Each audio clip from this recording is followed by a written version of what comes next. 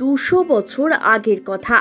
শ্রীরামপুরে তখন প্রসিদ্ধ মিষ্টির দোকান ছিল মহেশচন্দ্র দত্তের। সেই সময় বেশ নামডাক ছিল এই দোকানের, যদিও এখনো এই দোকানের খ্যাতি কিছু কম নয়। কারণ একটাই, গুটকে সন্দেশ। এই মিষ্টির নামের মতোই রূপেও রয়েছে চমক। গুটকে আসলে একটি সন্দেশ, কিন্তু থাকে দুটি, একে অপরের সঙ্গে জুড়ে থাকে এই সন্দেশ। এটাই এর অভিনবত্ব।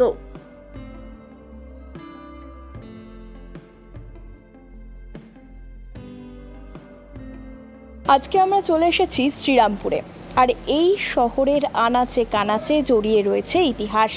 এমনই একটা জায়গায় এই মুহূর্তে আমরা দাঁড়িয়ে রয়েছি, মহেশচন্দ্র দত্ত।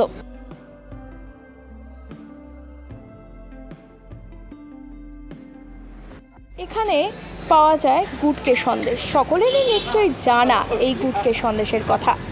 এই গুটকে সন্দেশ এককালীন বালা সন্দেশ নামেও খ্যাত ছিল। কেন জানেন? তার কারণ একটাই, যে একটা ছোট বালক সে এসেছিল একটি সোনার বালা বন্ধক দিয়ে এই গুটকে সন্দেশ খেতে।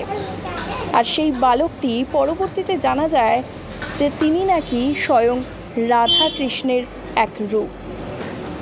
রাধাকৃষ্ণের হাতে যে রাধাবল্লভের হাতে যে সোনার বালাটি ছিল, তখন নাকি সেই সোনার বালাটি উধাও হয়ে যায় হঠাৎ করে।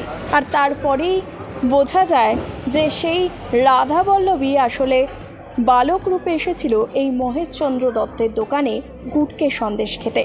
আর সেই থেকেই সেই সন্দেশের নাম বালা সন্দেশ হয়ে যায়। আর এবার সেই সন্দেশ পরিচিত হয়েছে গুটকে সন্দেশ নামে। এবং এই সন্দেশ কিন্তু স্বাভাবিক নয়। কেন স্বাভাবিক নয়? কারণ এই সন্দেশ জুড়ে থাকে। হ্যাঁ, দুটি সন্দেশ একসঙ্গে জুড়ে থাকে এখানে, আর সেই সন্দেশের নামই গুটকে সন্দেশ।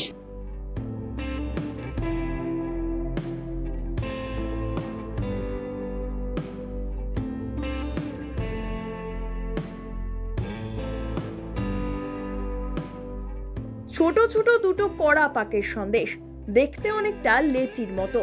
এমন দুটো সন্দেশকে একসঙ্গে জুড়ে দিলেই তৈরি হয়ে যায় গুটকে সন্দেশ, যার স্বাদ একবার পেলে ভুলে যাওয়া মুশকিল।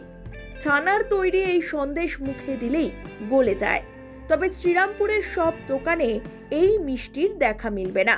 একমাত্র মহেশচন্দ্র দত্তের দোকানেই মিলবে এই গুটকে সন্দেশ।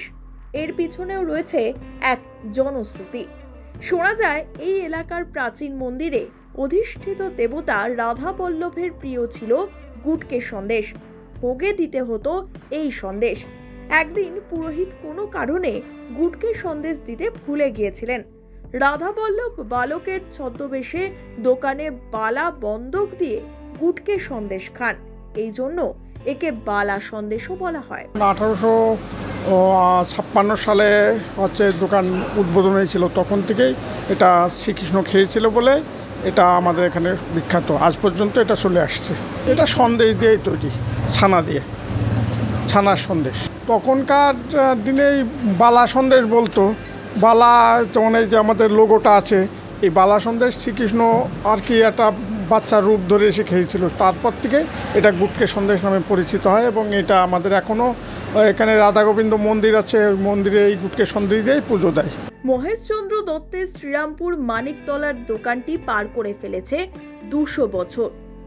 বর্তমানে মহেশচন্দ্র দত্তের আরও একটি শাখা হয়েছে শ্রীরামপুর ঠাকুরদাস বাবু লেনে। মহেশচন্দ্র দত্তের দুটি দোকানে এখনো পাওয়া যায় গুটকে সন্দেশ। 200 বছরের এই দোকানে আজও সমানভাবে চাহিদা রয়েছে এই গুটকে সন্দেশের।